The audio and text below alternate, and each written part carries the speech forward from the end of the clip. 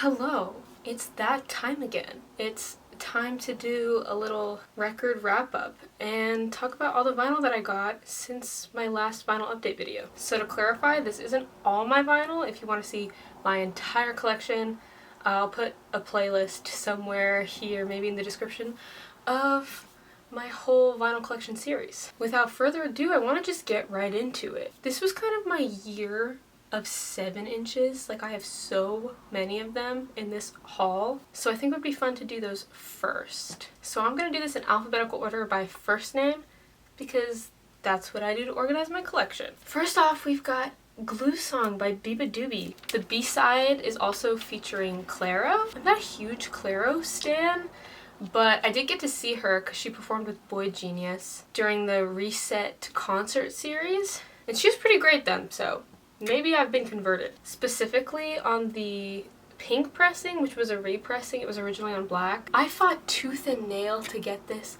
and I'm so happy to have it because I love Biba Doobie, I love Glue Song, and this is one of the prettiest pink pressings I've ever seen because it's like super pale pastel pink, but it's got these lovely little kind of subtle swirls in it that weren't even advertised on the listing, so that's super cool. My favorite track off of this is it's just Glue Song. Honestly, I don't really like Clairo's verse on their version. I'm sorry, Clairo. Next we've got Big Thief with the 7-inch of Vampire Empire and Born for Loving You. This one, like many of their other records in recent years, is pressed on recycled vinyl. I think mine came out pretty cool, but it also looks very similar to the, I don't know. With my luck, I always get purple recycled vinyl pressings, but I'm not complaining. And my favorite track off of this one is Vampire Empire. I know a lot of people on social media didn't like the studio version of Vampire Empire compared to the version that they played on the Colbert Show, but I'm sorry, I love it. I think it's so good. I think they're both good. Then next I got this while I was visiting my brother in London. I kind of felt obligated to pick it up. It's David Bowie. As you can see, I'm a fan. And the sleeve is pretty decrepit looking, but the actual record is in fine shape. It sounds great. The A side is Life on Mars and the B side is The Man Who Sold the World, which is honestly why I got it. I love that single. Next I got Sunday / Medicine by Mama and Narrowhead. I thought this was so cool because I feel like usually when you see collaborations like this, it's a record label promoting their own bands, but this was like a collaboration not only between two bands but two record labels, Polyvinyl and Run for Cover Records, and I got this on a super sick, like I love it, purple and black pressing. One side of mine came out completely black, and I honestly think that makes it look even cooler. It matches the cover art so perfectly too. It's criminally similar, like it's the exact same purple. And my favorite track off of this has to be Sunday because I'm a Mama fan. I bought this because I like Mama. I'm not even really familiar with Narrowhead, but I like their music now because they wrote Sunday and Sunday Rocks. The next one is another one that's a pink pressing, and another one that I fought tooth and nail for, which was Muna's Silk Chiffon 7-inch featuring Phoebe Bridgers. I'm not like a Muna stan, but I do love them, and especially Silk Chiffon, even more so the music video that's based off of But I'm a Cheerleader, which is one of my favorite movies of all time. I'm a cheerleader! I knew I had to get it when the cover art was a recreation of But I'm a Cheerleader, and because it was on pink vinyl, and pink vinyl is my favorite color, and it's on this adorable bright pink vinyl. I couldn't be happier. The B-side is the live version from Electric Lady Studios, which is also so cool. We get to hear Naomi sing the Phoebe verse, and they eat it up. Like, what did we think they were gonna do? However, my favorite track still has to go to the original Silk Chiffon featuring Phoebe because I adore Phoebe Bridgers with my whole heart. Next up I have Christmas with You by Norah Jones featuring Leve. I'm a really big Leve fan. I don't have a lot of her vinyl because it's a little competitive. If you know, you know. It's kind of hard to get the prettier variants of Leve records. So I had to pick this up especially because Norah Jones is the queen of Christmas, and Levy is slowly becoming another queen of Christmas, perhaps the princess of Christmas music, and them collaborating just like exploded my mind. It's such a perfect collaboration. I got it on the little like red and black swirl variant that was on Norah Jones' web store. The A-side is their cover of Have Yourself a Merry Little Christmas, and the B-side is an original by Norah Jones and Levy called Better Than Snow. I think I'm gonna have to say the B-side is my favorite. I love to hear original Christmas songs because sometimes the old ones get a little old. I think it's pretty brave to try and write your own Christmas song, and theirs is super cute and cheery. Next I have the single of Don't Stand So Close to Me by The Police. This one's like a little out of left field for me, but I love that song. I gotta be honest with you. I love The Police, they rock. This is just a black vinyl. The B-side is a song called A Sermon, but without a doubt, Don't Stand So Close to Me is my favorite track. The music video for that song is so fun. It's so fun. Why can't we just have fun like that in music videos anymore? Next up is one that I was so ecstatic to stumble upon. I was just going through this record store that I've never been to before. Here's its name. I'm totally blanking on it right now, but I feel as though I should plug it. And it is Slow Pulp. The single specifically Idaho and Falling Apart. Falling Apart is one of my favorite Slow Pulp songs of all time. So the fact that it came on a single, I didn't even know they had a single of it. I was so excited to just like run into it while looking through the 7-inches, and it's on this super cool like transparent orange vinyl. Very Clementine-esque. And my favorite track on this, as you might expect, is the B-side, Falling Apart, because it's one of my favorite songs by them. Next up, we've got another one that also is a little maybe uncharacteristic of me. It's the collaboration between Somos and Sorority Noise. I'm not really familiar with Somos, but I am familiar with Sorority Noise because they're from Hartford, Connecticut. And that's very close to where I live. Not that you need to know that. And I thought it was so funny to find a band from Connecticut all the way out in London. So I had to pick it up for the sheer irony of it. And it's on this really cool blue and silver splatter vinyl. One of the coolest 7-inches I have, I think. And honestly, I don't know what my favorite track off of this is. I feel pretty equal about all the ones that are by Sorority Noise. How about you tell me your favorite track in the description if you're familiar with this release. And last but not least, it's actually not a 7-inch, it's a 10-inch. And it is Boy Genius's The Rest, which came so out of left field, I don't think anyone was anticipating it. I've got it on the lovely piss yellow color. No, not really. It's more like Gatorade colored. It's an odd color choice for sure. Doesn't really match anything. Boy Genius really loves their yellow pressings. This was my first 10-inch ever, and I love all the songs on it.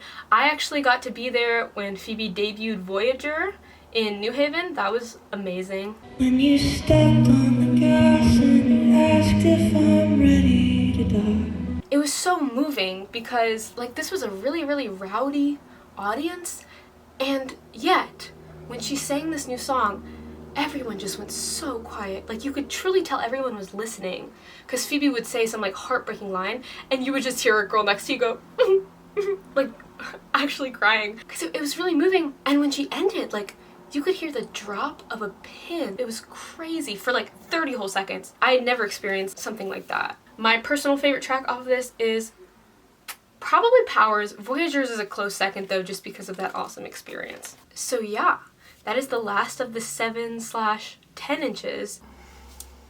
Okay, hi. You might be noticing a complete wardrobe lighting and angle change. And that's because my camera ran out of battery the first time. That was such a devastating blow that it is now 2 days later. I'm in my PJs. And we're filming the rest of this video. Next up, we're gonna do soundtracks because I only have 2. And I also kind of want to make you guys wait for the best section, which is the full-length LPs. I got both of these soundtracks at the same place, a little shop in Rhode Island. First one is Godspell. I hate to admit this to you guys, but I do like a musical. I can get with a musical. This has a banging soundtrack, and I was just happy to get it. It's just on traditional black vinyl.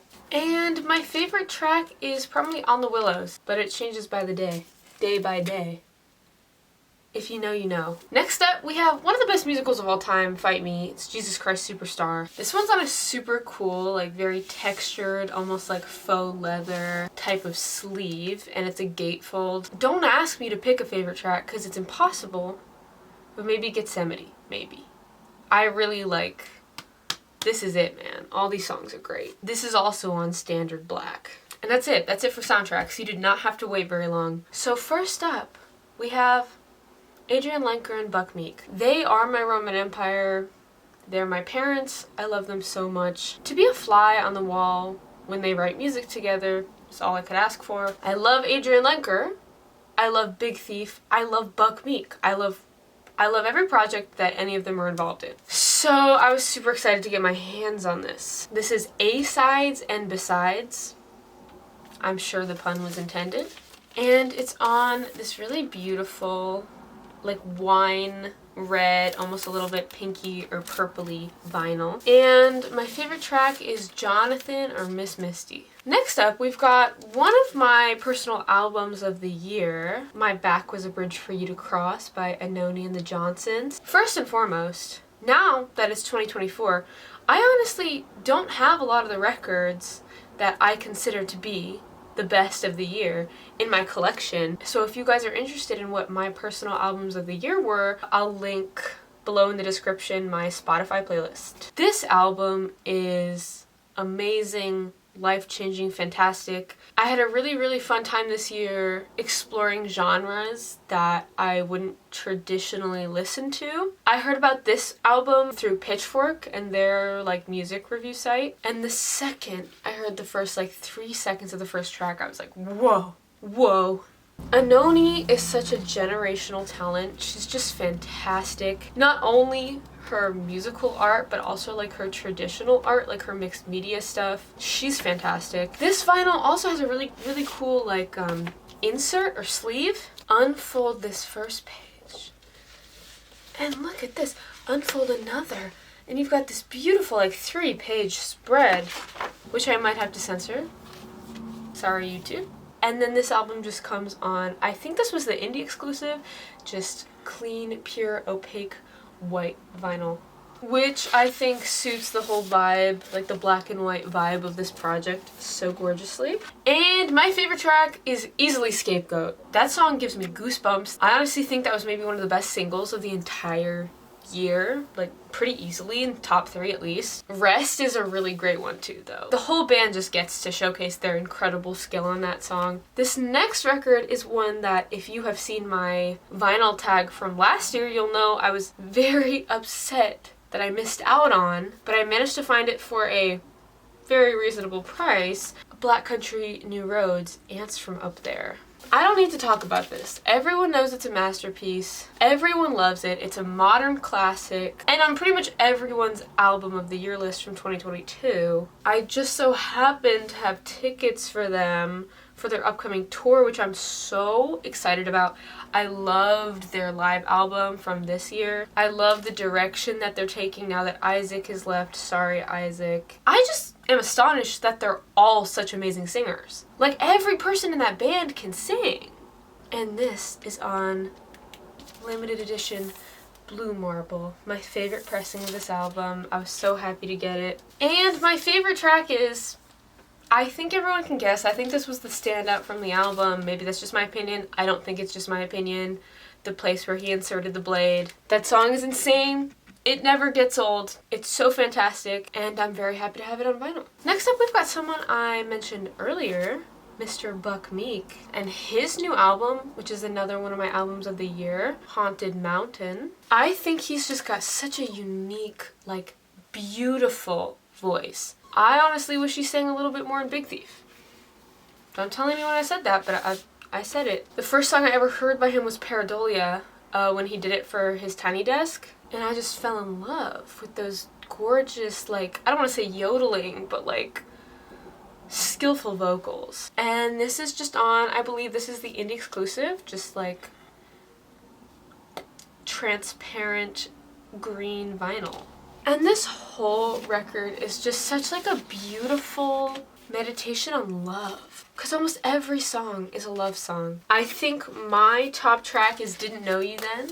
But I love this album, so every song is worth listening to. There's a lot of really, really good tracks. Next up, we've got another band that I discovered through Pitchfork this year, which is The Bug Club. The instant I heard their music, I was like, how have I not heard of these guys before? They're so good. Like, they really know how to rock. And the cool thing specifically about this album, which is called Rare Bird's Hour of Song, is that first of all, almost every track is interrupted by a little like spoken word bubble kind of thing that they call bird words. But on top of that, to my understanding, every single song is listed in the order that they were written, which I think is so cool, and just like revels and like the artistic process and just creating, you know what I mean? And it comes on this really pretty, really unique, I don't know if I have anything this color, like pastel-y, semi-translucent purple pink?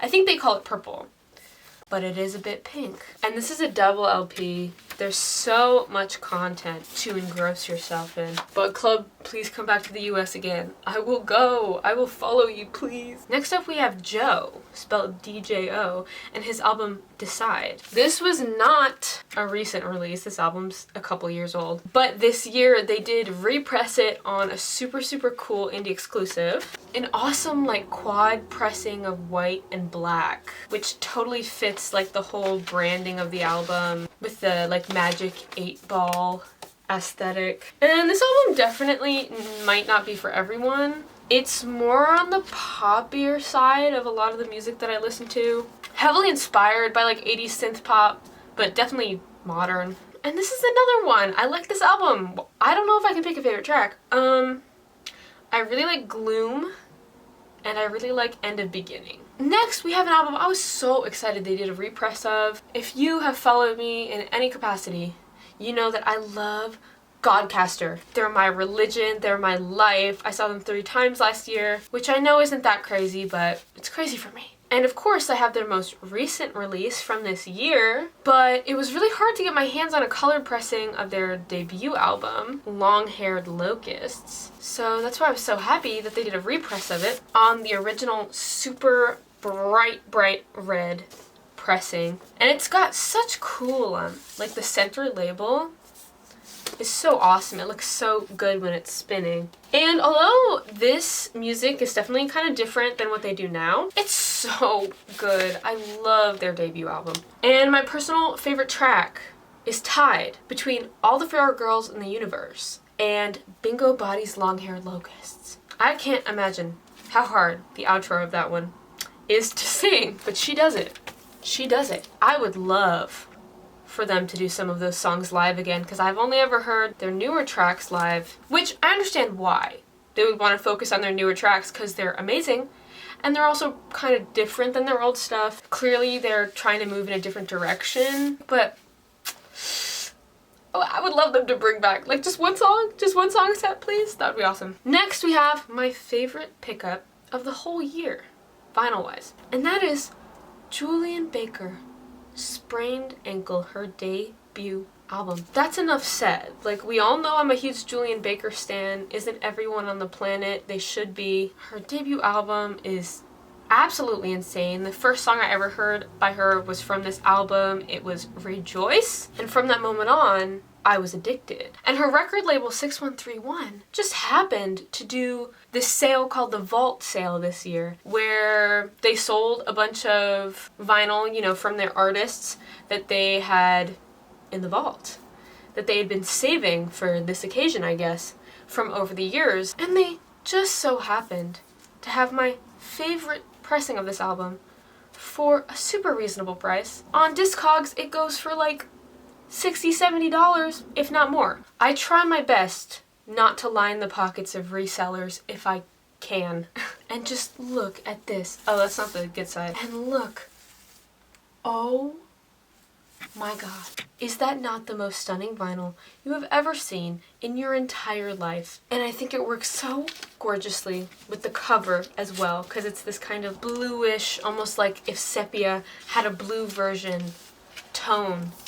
unfiltered. And I could not be happier to own this, obviously, because I literally said it was my favorite pickup of the year. And my favorite track is...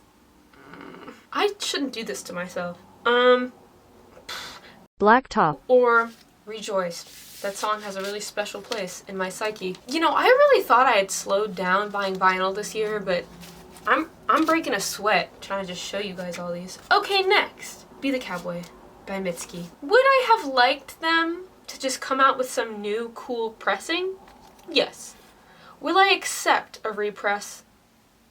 Yes. Because this is another one that on resale goes for quite a lot of money. And this is on the Coke Bottle Clear. I feel so ashamed that I don't have the new Mitski album in my collection yet. The Land is Inhospitable and So Are We, because I truly think it is one of the best pieces of art she has ever released.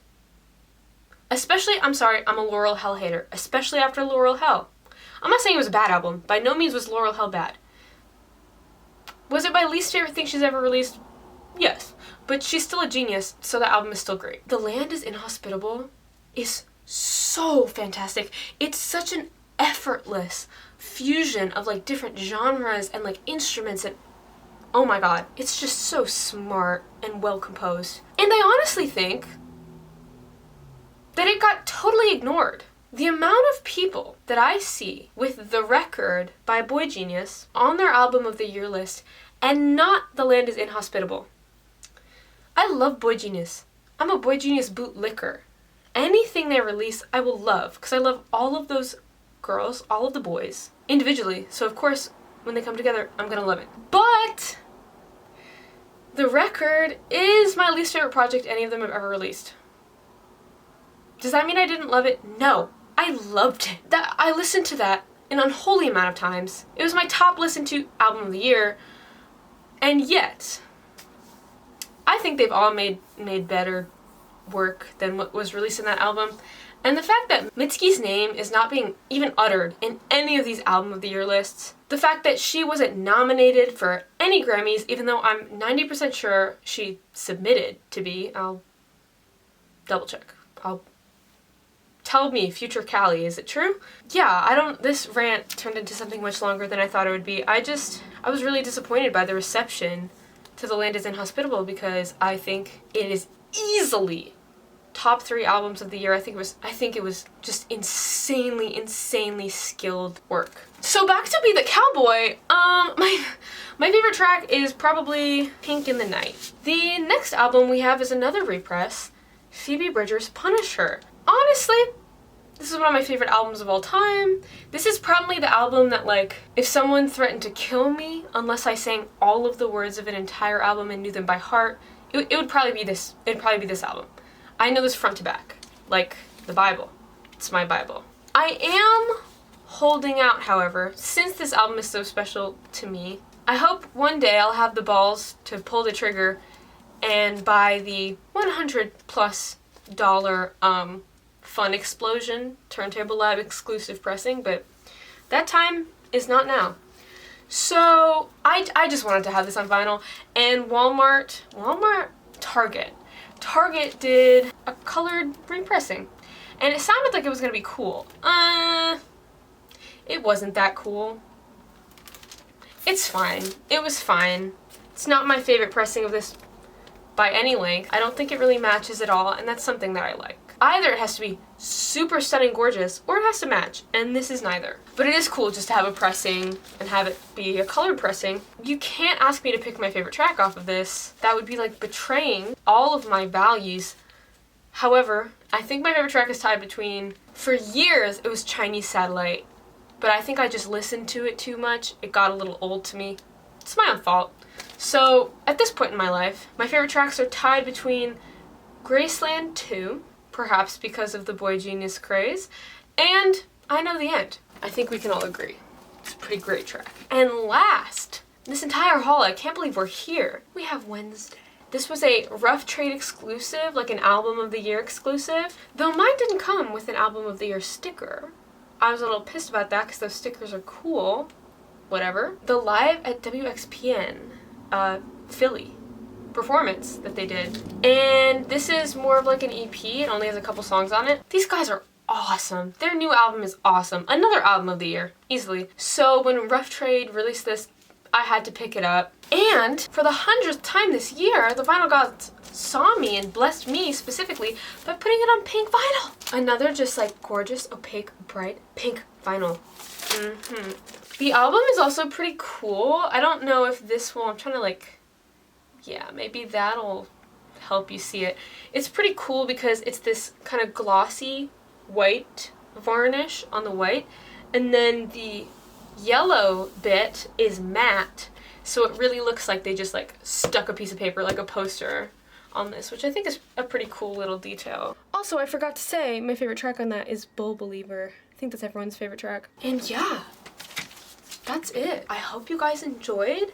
I hope the 2-day difference from the beginning and end of this video wasn't too jarring. I implore you to check out my album of the year Spotify playlist. And also, if you see an album missing from that list, please let me know down below. Please recommend any genre. Like, if you think it's good, I want to hear. Also, let me know if you guys liked all the b-roll and stuff that I put in here. Did it increase the quality enough to warrant hours more of filming and editing? Let me know. Let me know. I would appreciate that.